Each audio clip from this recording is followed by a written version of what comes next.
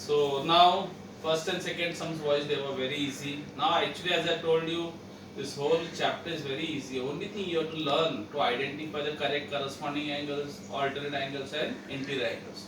Otherwise this chapter is just a cakewalk, very easy. Okay. Now henceforth the chapters might become a little difficult. So try to score maximum in these first two chapters.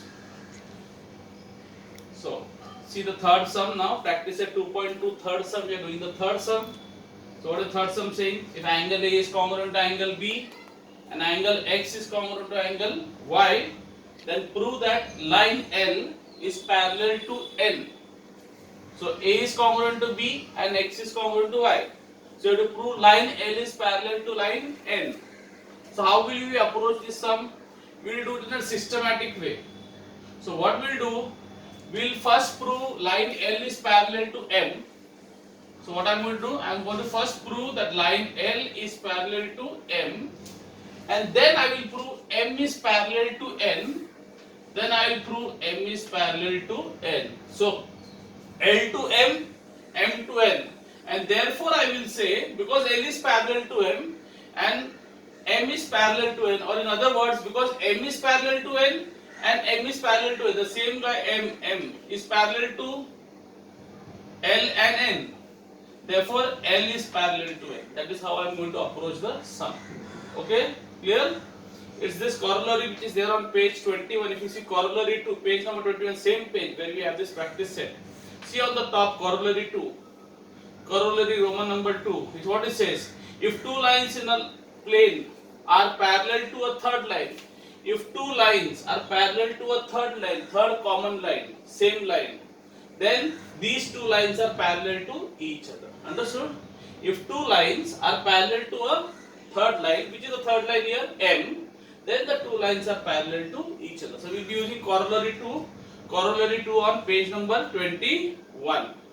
I hope this is clear. So let's begin.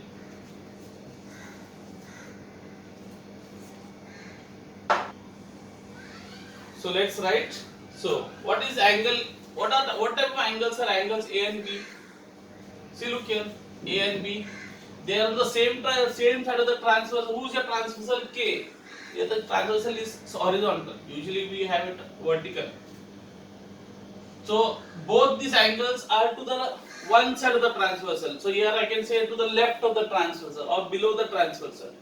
Both are below and both are above the parallel line, above the lines. So in other words, they are what type of angle? They are corresponding angles. See, they look like an F. Can you see? Corresponding angles always look like an F like this. F, no, you see F, no, like this, F. So angle like this. So F. Can you see F? Okay. So in other words, angle A and angle B are what type of angle? They are corresponding angles. Corresponding angles. So if they are corresponding angles and they are congruent, they are given congruent to you, that means you can say L is parallel to what? M. Then look at X and Y. What type of angles are they? X and Y. Look how they look. They look like this, no? Z. X and this is Y here. They look like an X, no? Z. What is Z type of angles called? Angles in a Z. Alternate angles. So angle X is given congruent to angle Y. So if X is congruent to Y, that means they are alternate angle, that means M is parallel to N. So I can say A is congruent to B, therefore L is parallel to M. Why? Because A and B are corresponding angles. And X and is congruent to Y. Why? Because they are alternate angles. That's why M is parallel to N. And that's why if L is parallel to M and M is parallel to N, then the L will be parallel to N. The corollary 2. So let's write it so it becomes more easy for you to write this thing. So I'll say third one, proof. So first step, you will say angle A is congruent to angle B. Given there, angle A is congruent to angle B. Why? So I'm not going to write G. G means given, short form. Okay, given. Therefore, I will say line L is parallel to line M. Okay, line L is parallel to line M. Or if you want, I'll write the ulta way, no problem, whatever. L is parallel to M. Why? Which test? You will say corresponding angles test. Corresponding angles test.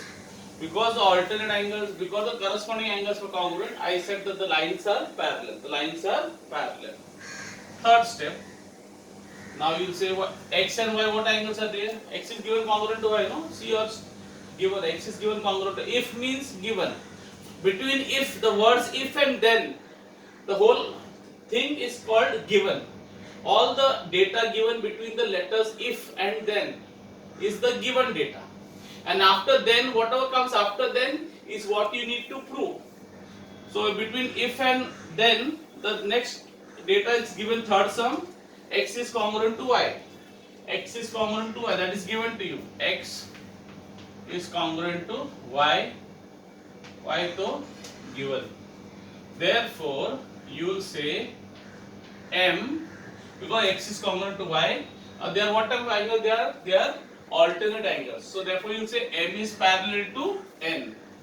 M is parallel to n. Alternate angles test. Okay, now whatever angles they are interior alternate angles. Huh? Why interior? Because they are inside.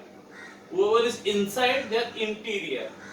Okay, exterior alternate angles will be outside. Okay, above the line and below the line. Here both of them will be between the lines. Already my interior alternate angles will be between the lines. Exterior alternate angles will be, one will be above, one will be below, outside the lines. Okay. So L is parallel to M and M is parallel to N. Can you see the same letter M? L is parallel to M, M is parallel. In other words, M is parallel to L also, and M is parallel to N also. M is parallel to L and M is parallel to N. Therefore, L is parallel to N. So I say therefore L is parallel to N. Why? Which corollary? The corollary 2. So you write that corollary 2. Corollary number 2 given on page number, the same page. What is the page number? Page number 21. What is the corollary on page number 21? We saw if two lines in a plane are parallel to a third line in the plane, then those two lines are parallel to each other, till each other, from if to each other. Clear what to write here? Understood? So you can start copying the sum.